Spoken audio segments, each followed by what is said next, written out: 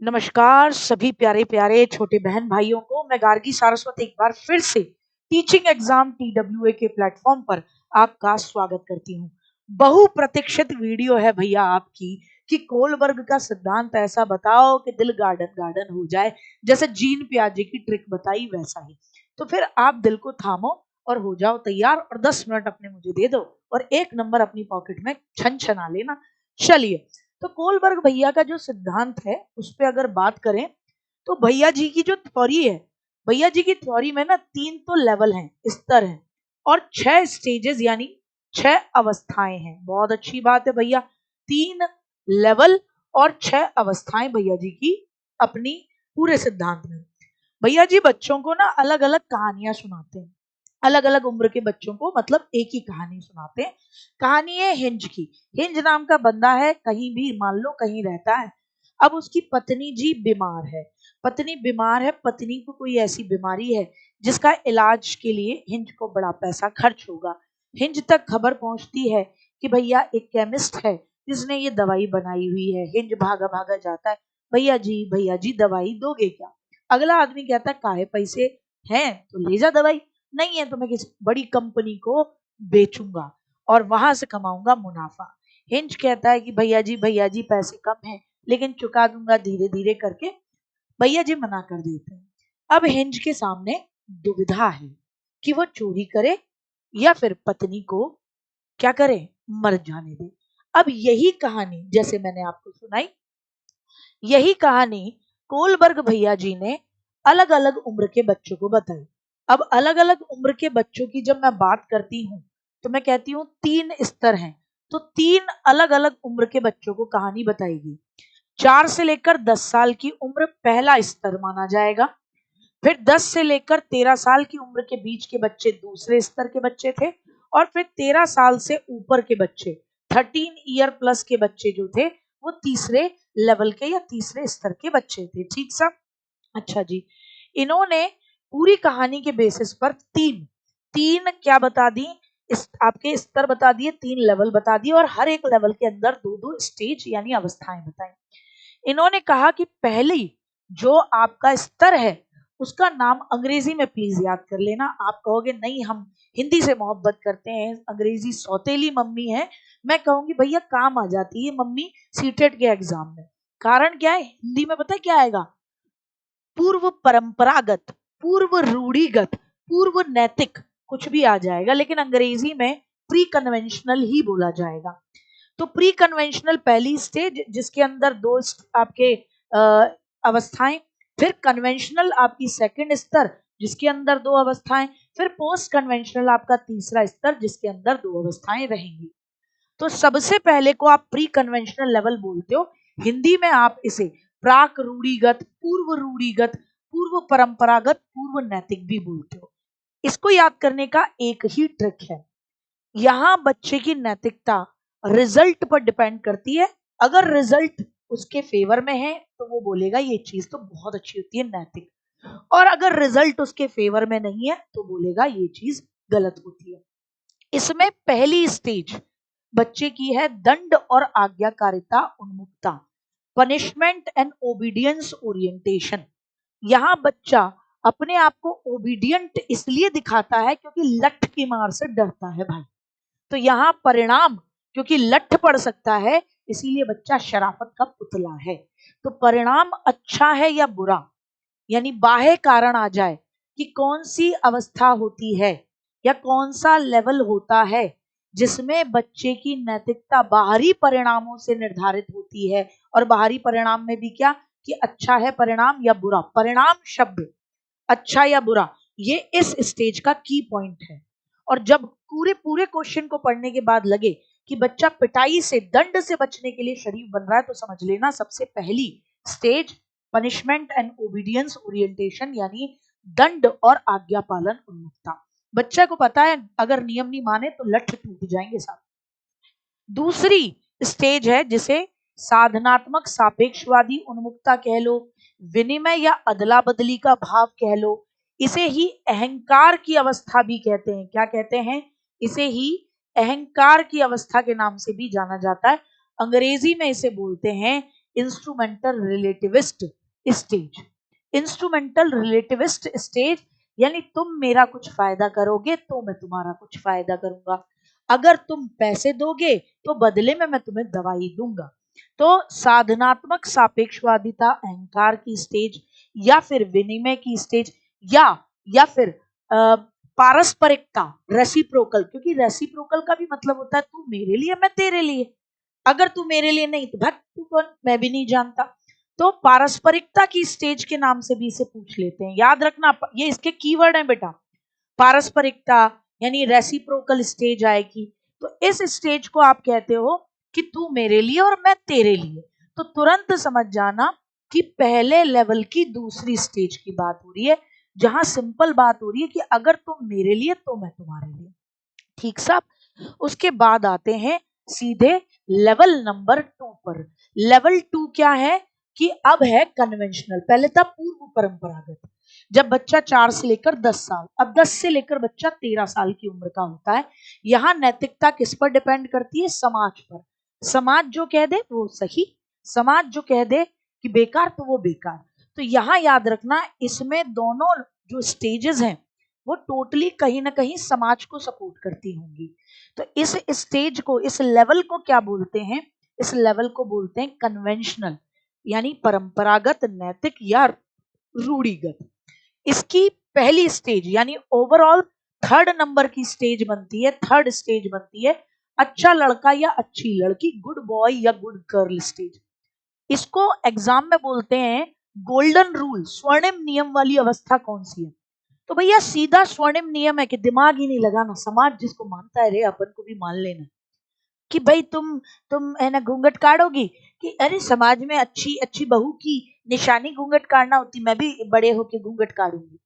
कि भाई तुम क्या करोगे बड़े होके? कि नहीं, समाज कहता है डॉक्टर और इंजीनियर बड़े अच्छे पढ़े लिखे लोग होते हैं, उन्हीं की इज्जत है समाज में, तो मैं तो यही बनूंगा डॉक्टर इंजीनियर। कोई गलती से एक्टर नहीं बोलता इस समय पे, क्योंकि समाज कहता है अच्छा लड़का अच्छी लड़की कौन? अंकल जी पैरी पौना, अंकल जी बताइए क्या कर दूं आपके लिए, आंटी जी बताइए चाय मैं बना दूं, आंटी बर्तन मैं साफ कर दूं। तो यहाँ बच्चे का एक ही नियम है, दिमाग लगाना नहीं है। समाज जिसको सही मानता है अपन को समाज को सही मान लेना है, अपन को समाज की नजरों में खुद को स्वीकार कराना है कि अपन अच्छे हैं। तो अच्छा लड़का अच्छी लड़की उन्मुक्ता गोल्डन रूल की स्टेज यही है।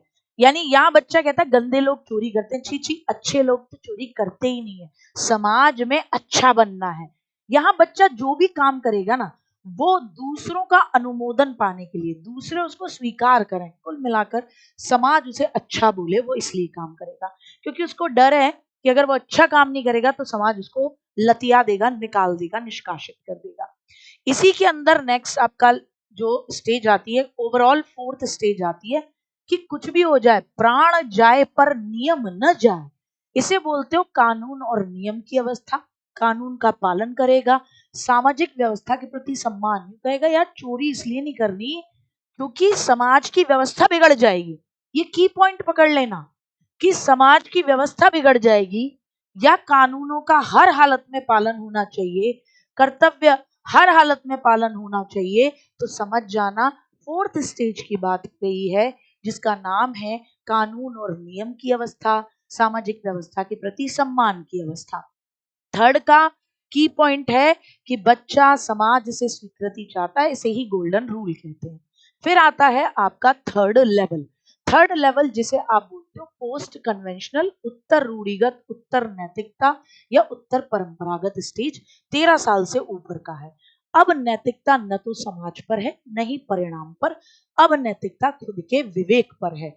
अब खुद से डिसाइड करता है कि मेरे लिए क्या नैतिक क्या अनैतिक, मोरलिटी का सबसे हायर लेवल। इसमें जो ओवरऑल फिफ्थ स्टेज है ये बहुत इंपॉर्टेंट है भैया, इसको बोलते हैं सामाजिक समझौते की अवस्था, सामाजिक अनुबंध की अवस्था, सोशल कॉन्ट्रैक्ट की अवस्था। कैसे पहचानेंगे इसको? इसमें कहेगा कि माना नियम का पालन होना चाहिए लेकिन व्यक्ति के जीवन से ऊपर तो नहीं है नियम, अगर नियमों से नुकसान है तो नियम तोड़ दो। ये कहता है कानून में लचीलापन लाओ, ये कहता है व्यक्तिगत अधिकार भी बराबरी पर रखो, समाज की व्यवस्था और खुद के अधिकारों में बैलेंस करो, हमने समाज से अनुबंध किया है, समझौता किया है, तो क्या हम समाज के लिए मर जाएं? इस बार यहाँ से एक प्रश्न अलग तरीके से पूछा। यहाँ बच्चा कहता है कि भैया नैतिक स्वतंत्रता होनी चाहिए, नैतिक स्वतंत्रता, व्यक्तिगत स्वतंत्रता होनी चाहिए। और विरोधाभास देखने को मिलता है यहाँ कि चोरी करना गलत है लेकिन उचित है, ये कीवर्ड था। तो जब कह दे उचित है, चोरी करना गलत है लेकिन उचित है, तो इसका मतलब बच्चा यहाँ आ चुका है कि माना समाज की व्यवस्था के हिसाब से चोरी करना गलत है लेकिन भैया उचित था क्योंकि अगले की पत्नी बच जा रही है। और फिर आती है अंत में सिक्स्थ स्टेज। इसका की पॉइंट एक ही है कि हे प्रिय मैं खुद को आग लगा लूं ताकि तुम ताप सको, यानी मैं जल जाऊं लेकिन तुम्हारा भला कर जाऊं, ये मेरा शरीर बेकार है, ऐसी वाला विचार कि व्यक्ति सार्वभौमिक यूनिवर्सल इथिकल प्रिंसिपल पे चलता है कि स्वयं नियम बनाता है और कहता है मैं भूखा रहूं लेकिन दूसरा व्यक्ति खा ले। और यही का एक बात है कि अगर हिंज चोरी नहीं करता तो कहीं अधिक मूल्य चुकाता। चोरी बड़ी तुच्छ बात है, अपने आप को जेल भेज देने से उसका कोई नुकसान नहीं होगा। मैं जेल जाऊं प्रिय लेकिन तुम जिंदा रहो, ये वाला मुद्दा तो कहीं अधिक मूल्य चुकाता। तो यहाँ का की पॉइंट एक ही है। जब क्वेश्चन से लगे आपको कि क्वेश्चन ये कह रहा है कि भैया मैं अपना नुकसान कर लूं लेकिन सामने वाले का भला हो जाए, यानी सार्वभौमिक भला, यानी बड़े लेवल पर बड़ा, यानी सामुदायिक कल्याण की बात जहां दिख रही हो, इस समुदाय का कल्याण हो मेरे मरने से तो कोई दिक्कत नहीं, यानी यहाँ पर व्यक्ति भगत सिंह वाली सोच रखता है, शहीद आजम वाली कि मैं फांसी पर चढ़ जाऊं तो क्या हुआ, मेरे देश के अंदर लाखों लोगों के अंदर अलग जगा जाऊं आजादी की, वो वाला मामला है ये। अब उस दिन इनकी स्टूडेंट है ना एक गायब रही होंगी, उनका नाम कैरोल गिलिगन। पहले तो समझ लें नैतिक दुविधा क्या है। नैतिक दुविधा, मोरल डायलेमा, कि जब आप डिसीजन न ले पाऊं, जैसे हिंज कि मैं चोरी करूं या पत्नी बचाऊं, तो इसे कहते हैं दुविधा। अब आप यह डिसीजन लेते तो हो ही दुविधा से बाहर निकलने के लिए, उसके लिए खुद को तर्क देते हो। तो नैतिक तर्कणा यानी मोरल रीजनिंग, डिसीजन लेने में शामिल आपकी तर्क की प्रक्रिया। आप तर्क देते हो कि नहीं यार कोई नहीं, 2-4 महीने, 4-5-6 साल जेल चला जाऊंगा, पत्नी बच जाएगी, लौट के आऊंगा तो घर एकदम पत्नी वाला लगेगा, बच्चों वाला लगेगा। तो आप तर्क लेते हो कि नहीं इसको छोड़, कोई नहीं यही वाला काम कर लेता हूँ, या कोई नहीं मैं तो घर ही बैठूंगा, पत्नी मर रही है मर जाने दो, कोई दिक्कत नहीं। जो भी तर्क देगा अपने आप को दिमाग में देगा, वो आप बोलते हो उस दुविधा से निकलने के लिए, उसको बोलते हो मोरल रीजनिंग। अब इनकी एक स्टूडेंट थी भैया कैरोल गिलिगन, कोलबर्ग भैया जी की। जिस दिन कोरबल भैया जी ने सिद्धांत अपने सारे स्टूडेंट्स के सामने बताया होगा, उस दिन दीदी आई हुई होगी। दीदी दूसरे दिन आई और बोली गुरुजी हमें आपके सिद्धांत में बड़ी दिक्कत लगती है। तो गुरुजी ने कहा बताओ बिटिया रानी क्या दिक्कत लगती है। बोले 3 पॉइंट है, 3 पॉइंट में मुझे तीनों पॉइंट बहुत बुरे लगे हैं आपके। गुरुजी ने कहा बताओ। तो बोले पहला पॉइंट तो ये गुरुजी कि आप संस्कृति और समाज को नेग्लेक्ट करते हो। क्या करते हो आप गुरुजी? संस्कृति और समाज को नेग्लेक्ट करते हो। आपने ये कहीं नहीं बताया, हो सकता है किसी संस्कृति में खुद 6 साल का बच्चा ही कह दे कि अरे हिंज को चोरी करने की नौबत ही क्यों आ रही है, खुद ही केमिस्ट को उसकी पत्नी को बचाने के लिए पैसा दे देना चाहिए, दवाई दे देनी चाहिए। या फिर हिंज सोच ही क्यों रहा है कोई नहीं, छोटा मोटा जेल जाने से क्या दिक्कत है, किसी की जान बच जा रही है। तो बोले हो सकता है गुरुजी, आपने लेकिन कहा नहीं, ये सारे के सारे जो चरण हैं ये सार्वभौमिक हैं और बच्चा एक एक करके हर स्टेज से गुजरता है। बोले नहीं गुरुजी, आपने समाज को, संस्कृति को नेग्लेक्ट किया है। बोले और बोले गुरुजी आपने फीमेल पक्ष को गौण दिखाया, सेकेंडरी दिखाया। आपने ये दिखाया है कि हिंज की पत्नी तो कतई लेटी लेटी यही चाह रही है कि पति जेल चला जाए। आपने एक बार भी अगली बंदी का पॉइंट ऑफ व्यू नहीं बताया कि वो कह रही है हे प्रिय पतिदेव नाथ तुम कहाँ चले जा रहे हो, मैं मरूंगी, तुम जेल मत जाओ। बोले कुछ तो बोलती होगी, आपने तो खा लिया। आपने दिखाया है कि भैया न्याय की नैतिकता पुरुषों की है और महिलाओं की नैतिकता, क्या कहा है आपने कि महिलाओं की नैतिकता देखभाल की है। महिलाओं की नैतिकता क्या है? देखभाल पर डिपेंड करती है। नैतिकता किस पर डिपेंड करती है? देखभाल। आपने कहा महिलाओं की नैतिकता देखभाल पर, पुरुषों की न्याय पर। आपने फीमेल पक्ष को गौण रखा, आपने समाज और संस्कृति को नेग्लेक्ट किया, क्योंकि आप कहते हो सारी स्टेज सार्वभौमिक है। गुरुजी ऐसा नहीं होता। तो ये था आपका प्रिय सिद्धांत, जिनके मैंने आपको कीवर्ड बताए। क्वेश्चन पढ़ना तो कीवर्ड दिमाग में रखना। फिर से एक बार रिवाइज करा देती हूँ। पहले का कीवर्ड है कि बच्चा पिटाई के डर से, दंड की वजह से शरीफ बन रहा है। दूसरे में पारस्परिकता होगी, एकदम राजी राजी लेन देन की बात हो रही होगी।